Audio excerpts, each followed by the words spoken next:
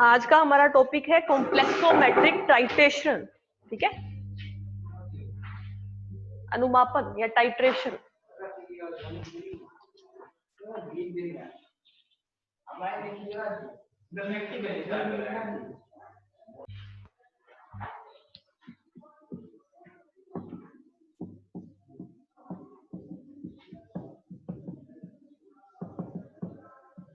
Topic है हमारा अनुमापन, titration यानी अनुमापन, और वो भी कौन सा, कॉम्प्लेक्सोमेट्री। कॉम्प्लेक्सोमेट्री का मतलब है कि हम क्या करेंगे, जो मेटल कॉम्प्लेक्स है उसका टाइट्रेशन किस मेथड से करते हैं। तो उसके लिए सबसे पहले तो आपको पता होना चाहिए कि टाइट्रेशन क्या होता है, अनुमापन क्या होता है। तो अगर इसका मैं जनरल इंट्रोडक्शन बताऊं तो टाइट्रेशन बहुत सारे टाइप का होता है, जैसे एसिड बेस टाइट्रेशन होता है, ठीक है, ऑक्सीडेशन रिडक्शन टाइट्रेशन होता है, इसके अलावा आइडोफोम का होता है जो कि दोनों साइड में होता है, ठीक है, और इसके अलावा कंडक्टोमेट्रिक होता है यानी चालकता मितीय टाइट्रेशन, ठीक है।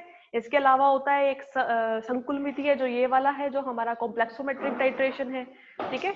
इसके अलावा एक होता है कुलामेट्रिक टाइट्रेशन यानी वैद्युत संचरण अनुमापन, ठीक है। इसको हम साथ साथ में लिख के चले, ठीक है। तो आप सबसे पहले लिख लो अनुमापन या टाइट्रेशन क्या होता है। लिखो अनुमापन या टाइट्रेशन, ज्ञात सांद्रता के हमें, अच्छा टाइट्रेशन मैं वैसे बताऊं आपको क्या होता है कि अगर हमें क्या करते हैं, कोई भी सॉल्यूशन लेते हैं, ठीक है, या फिर कोई भी रिएक्शन करवाते हैं, तो उसमें एक जो मैटर है आपका वो तो हम नॉन कंसंट्रेशन का लेते हैं यानी ज्ञात सांद्रता का लेते हैं, दूसरा हम लेते हैं अननोन, ठीक है। उन दोनों की जब भी रिएक्शन होगी तो उन रिएक्शन में कितने मोल पार्टिसिपेट कर रहे हैं उसके बेस पर हम जो अननोन सॉल्यूशन है उसकी सांद्रता हम निकाल सकते हैं, वो हमारा अनुमापन होता है, ठीक है। तो डेफिनेशन अगर आपको लिखनी है टाइट्रेशन की या अनुमापन की, तो वो आप कैसे लिखोगे कि ज्ञात सांद्रता के मानक विलयन की सहायता से हम अज्ञात विलयन की सांद्रता को ज्ञात कर सकते हैं, ठीक है। लिख लो इसको, अनुमापन ज्ञात सांद्रता के मानक विलयन की सहायता से, ज्ञात सांद्रता के मानक विलयन की सहायता से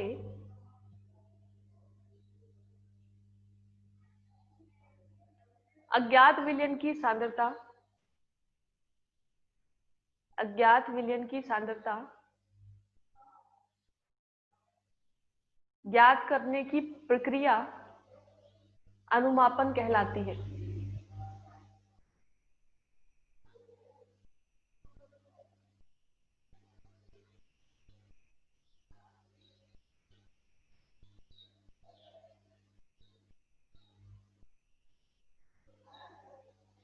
ठीक है, इसमें सेकंड टॉपिक लिखो अनुमापन के प्रकार, टाइप्स ऑफ टाइट्रेशन।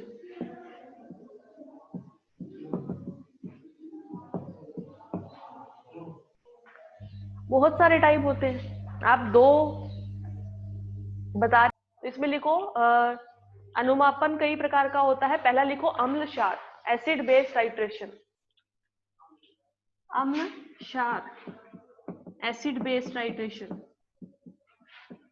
दूसरा ऑक्सीकरण अपचन, ऑक्सीडेशन रिडक्शन।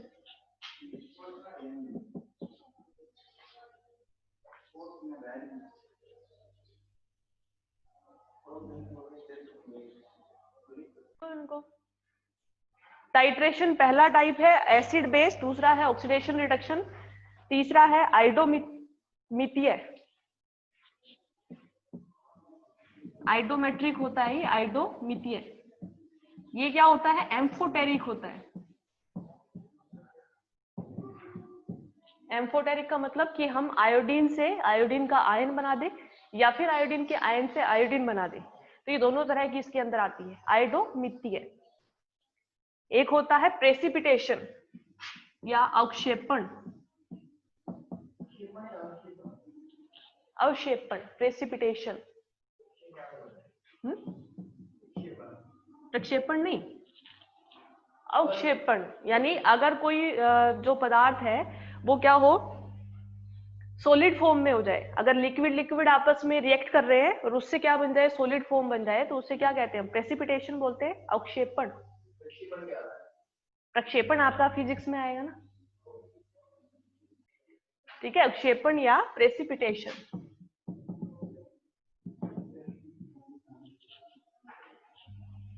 ठीक है, एक होता है चालकता मितीय,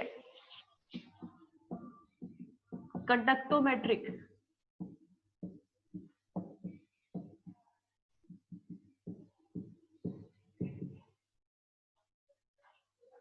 ठीक है, एक आपका ये कॉम्प्लेक्स फॉर्मेशन यानी कॉम्प्लेक्सोमेट्रिक।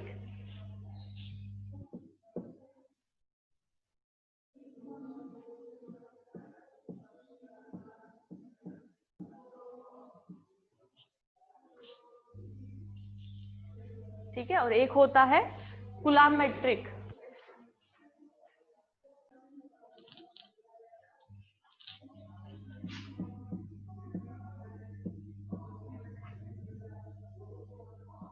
या इसे बोलते हैं वैद्युत संचरण।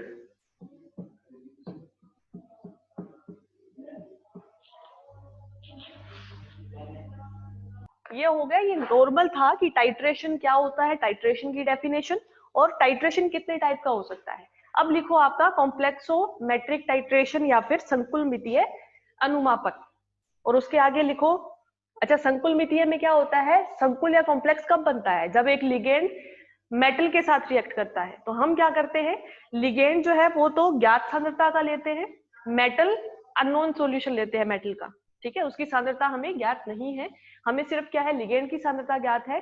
तो उस ज्ञात सांद्रता की लिगेंड से हम मेटल की सांद्रता को अगर ज्ञात कर सकते हैं तो वो हमारा क्या होता है, कॉम्प्लेक्सोमेट्रिक टाइट्रेशन होता है। तो इसकी डेफिनेशन लिख लो आप, कॉम्प्लेक्स फॉर्मेशन टाइट्रेशन की, कि लिगेंड की ज्ञात सांद्रता, लिगेंड की ज्ञात सांद्रता द्वारा अज्ञात धातु आयन के, अज्ञात धातु आयन के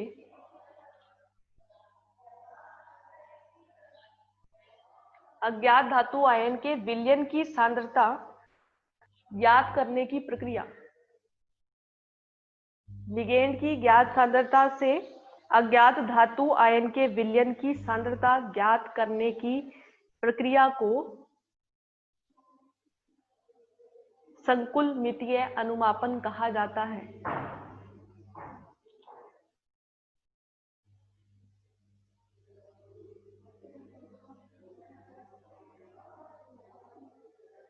ठीक है, और मैंने आपको इसमें क्या बताया कि जो भी कॉम्प्लेक्सोमेट्रिक टाइट्रेशन होता है उसमें मैक्सिमम टाइम पॉलीडेंटेट लिगेंड लिया जाता है हमेशा मेटल के साथ। ठीक है, तो अगर पॉलीडेंटेट लिगेंड हम लेते हैं तो पॉलीडेंटेट का एक बहुत अच्छा एग्जांपल है ईडीटीए, इथाइलिन डाइअमीन टेट्रा एसीटेटो। ठीक है, तो ईडीटीए मैक्सिमम टाइम क्या किया जाता है, कॉम्प्लेक्स बनाने के लिए काम में लिया जाता है। तो इसमें एक लाइन लिख लो कि लिगेंड सामान्यतया बहुदंतुक काम में लिया जाता है क्योंकि यह स्थायी संकुल बनाता है, क्योंकि यह स्थायी संकुल बनाता है।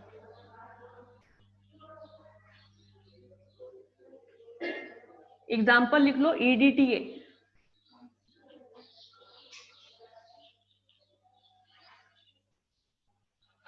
एग्जाम्पल लिखो ईडीटीए, इथाइलिन डाइअमीन टेट्रा एसीटेटो।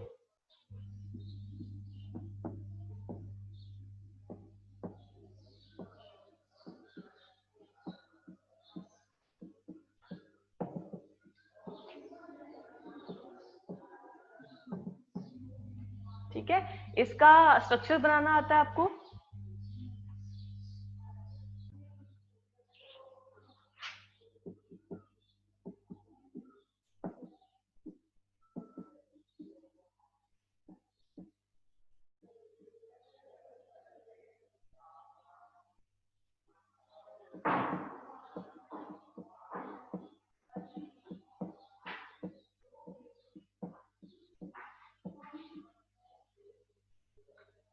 ठीक है, ये है इथाइलिन डाइअमीन टेट्रा एसीटेटो।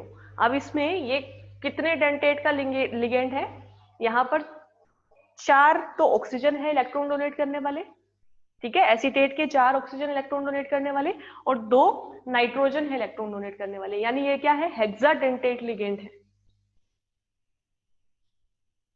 षटदंतुक लिगेंड है। EDTA एक हेक्साडेंटेट लिगेंड है या षटदंतुक लिगेंड है।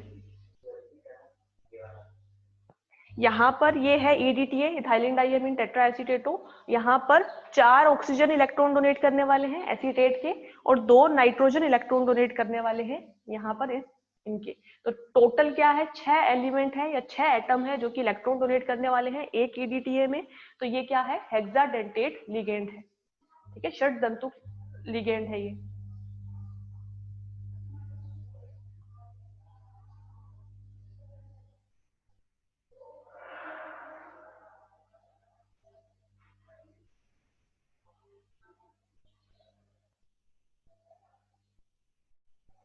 ठीक है, और ये जो कॉम्प्लेक्सोमेट्रिक टाइट्रेशन है इसको वॉल्यूमेट्रिक टाइट्रेशन भी कहते हैं या आयतनिक अनुमापन भी कहा जाता है। क्यों? क्योंकि इससे हम क्या करते हैं, आयतन के थ्रू पता लगाते हैं हमारा अननोन सॉल्यूशन, या फिर इसको चिलेट्रोमेट्री भी कहा जाता है। किलेट पढ़ा था ना आपने कि ये क्या करता है, किलेट रिंग का फॉर्मेशन करता है। हम क्या करते हैं, मैक्सिमम टाइम पॉलीडेंटेट लिगेंड लेते हैं। जब भी हम पॉलीडेंटेट लिगेंड लेंगे यानी बहुदंतुक जब भी लिगेंड लेंगे तो वो मेटल के साथ हमेशा चिलेट रिंग बनाता है, ठीक है, एक पूरी रिंग बनाएगा। जब ये रिंग बनाता है तो क्या करता है, ये जो टाइट्रेशन है इसका नाम क्या हो जाता है, चिलेटोमेट्रिक टाइट्रेशन, ठीक है, या इसे चिलेटोमेट्री कहा जाता है। चिलेटो या हिंदी में अगर बोले तो किलेटोमेट्री अनुमापन, ठीक है। क्यों? क्योंकि ये क्या करता है, चिलेट रिंग या किलेट रिंग का वलय का निर्माण करता है, इसलिए।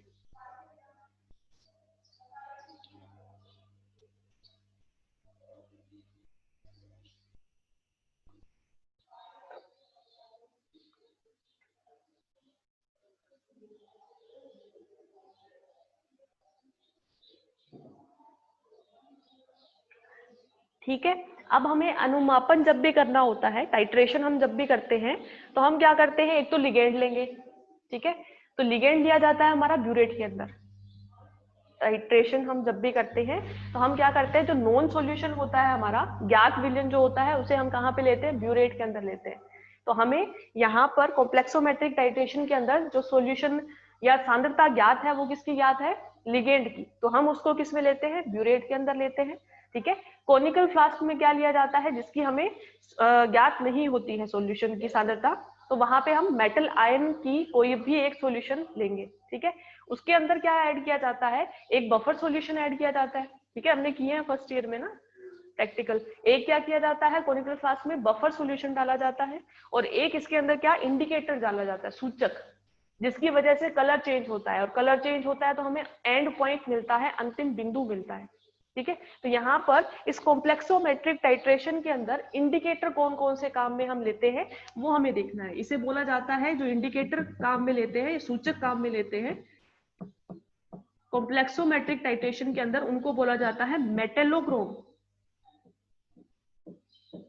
इंडिकेटर, ठीक है, यानी जो धात्विक रंग वाले इंडिकेटर है वो हम काम में लेते हैं, ठीक है। इसके एग्जांपल्स जैसे एक होता है इरियोक्रोम ब्लैक टी, आपकी इस बार प्रैक्टिकल में ये है, ठीक है। आपको क्या होता है, लैब में आप देखना EBT लिखा हुआ एक इंडिकेटर आपको मिलेगा, सॉलिड फॉर्म में होता है, पाउडर फॉर्म में होता है, और ग्रेफाइट का जो कलर होता है, हल्का सा ब्राउन सा ग्रे सा जो कलर होता है, वो होता है इस EBT, या इसे बोला जाता है इरियोक्रोम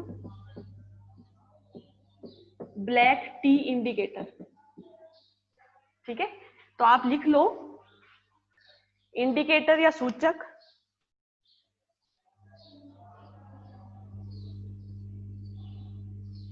ऐसे पदार्थ जो कि अंतिम बिंदु को पहचानने के लिए काम में आते हैं, ऐसे पदार्थ जो अंतिम बिंदु को पहचानने के लिए काम में आते हैं।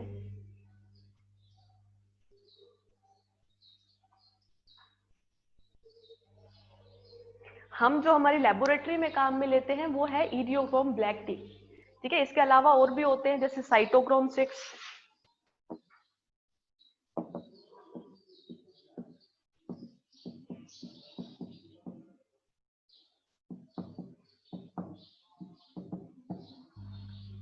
ठीक है, ये भी एक इंडिकेटर है। इसके अलावा एक होता है म्यूरेक्साइड।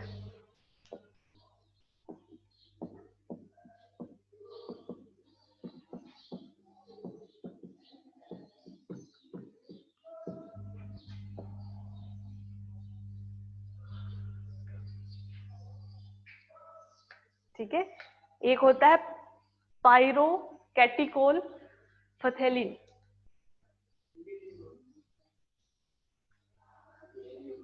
टाइट्रेशन या संकुलमितीय अनुमापन में एडीटीए का प्रयोग।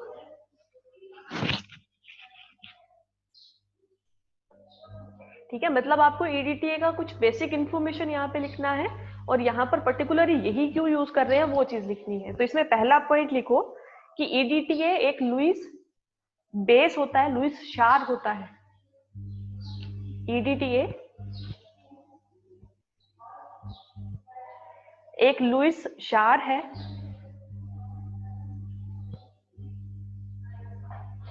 एडीटीए एक लुईस क्षार है। यह हेक्साडेंटेट या षड दंतुक होता है। ठीक है, ब्रैकेट में लिख देना कि 2 एमिनो ग्रुप है इलेक्ट्रॉन डोनेट करने के लिए और 4 एसीटेट है।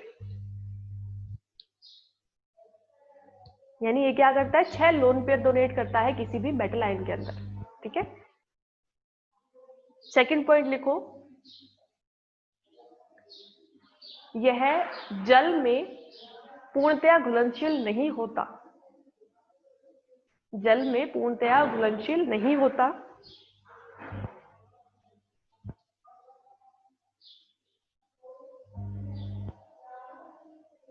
इसलिए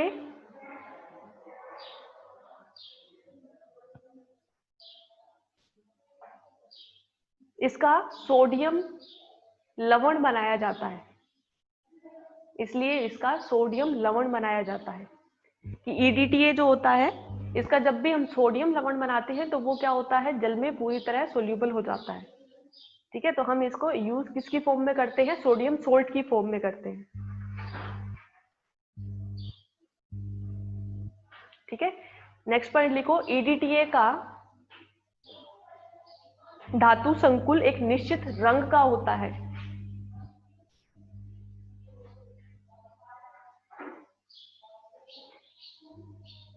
जिससे अंतिम बिंदु आसानी से पहचाना जा सकता है, एंड पॉइंट आसानी से पहचाना जा सकता है। ईडीटीए का धातु संकुल निश्चित रंग का होता है जिससे अंतिम बिंदु आसानी से पहचाना जा सकता है।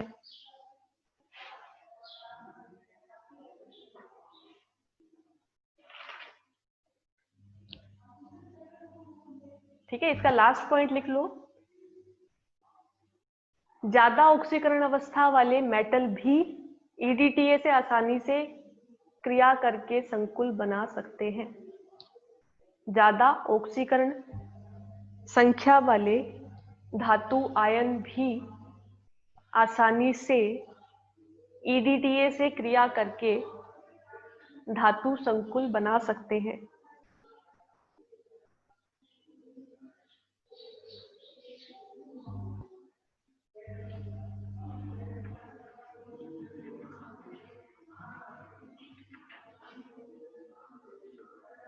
ठीक है, इसके बाद में कुछ पॉइंट लिखेंगे अपने ईबीटी के बारे में, इरियोक्रोम ब्लैक टी के बारे में, या इरियोक्रोम ब्लैक टी सूचक की विशेषताएं।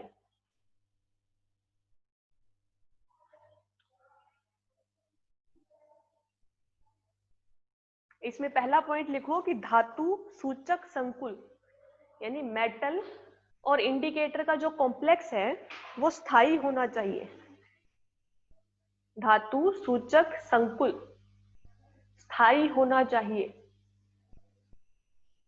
लेकिन इतना भी नहीं कि ईडीटीए उसे रिप्लेस ना कर सके, लेकिन इतना भी नहीं कि ईडीटीए उसे प्रतिस्थापित ना कर सके, क्योंकि हमें क्या करना है, टाइट्रेशन में सूचक को ईडीटीए हमेशा क्या करेगा, लिगेंड हमेशा रिप्लेस करेगा, प्रतिस्थापित करेगा। तो धातु सूचक संकुल होना तो स्थायी चाहिए, लेकिन इतना भी नहीं कि वो EDTA भी उसको रिप्लेस ना कर सके।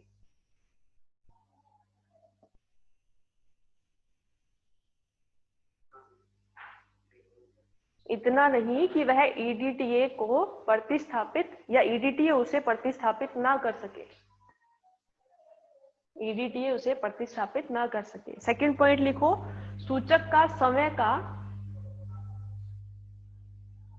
आयनित अवस्था में या धातु संकुल के साथ एक निश्चित रंग होना चाहिए। धातु का समय का आयनित अवस्था में या धातु संकुल में एक निश्चित रंग होना चाहिए। सूचक का आयनिक अवस्था में, सूचक का आयनिक अवस्था में या धातु संकुल में एक निश्चित कलर होना चाहिए, एक निश्चित रंग होना चाहिए, ताकि अंतिम बिंदु पर रंग परिवर्तन का पता चल सके, ताकि अंतिम बिंदु एंड पॉइंट पर रंग परिवर्तन का पता चल सके।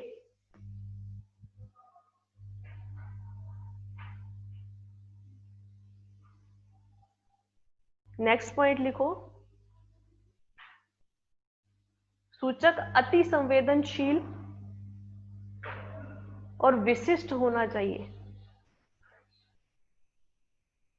अति संवेदनशील और विशिष्ट होना चाहिए, यानी बहुत कम मात्रा में भी उसका स्पष्ट रंग दिखाई देना चाहिए। सूचक की बहुत कम मात्रा में भी उसका विशिष्ट कलर या विशेष रंग दिखाई देना चाहिए। लास्ट पॉइंट लिख लो, EBT सामान्य सूचकों से, EBT सामान्य सूचकों से 10 से 100 गुना ज्यादा सक्रिय होता है। EBT सामान्य सूचकों से 10 से 100 गुना ज्यादा सक्रिय होता है।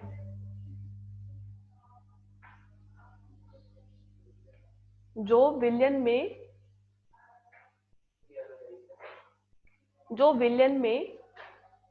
1 ppm की सांद्रता को भी प्रदर्शित करता है। जो विलयन में 1 ppm पार्ट्स पर मिलियन सांद्रता को भी प्रदर्शित करता है।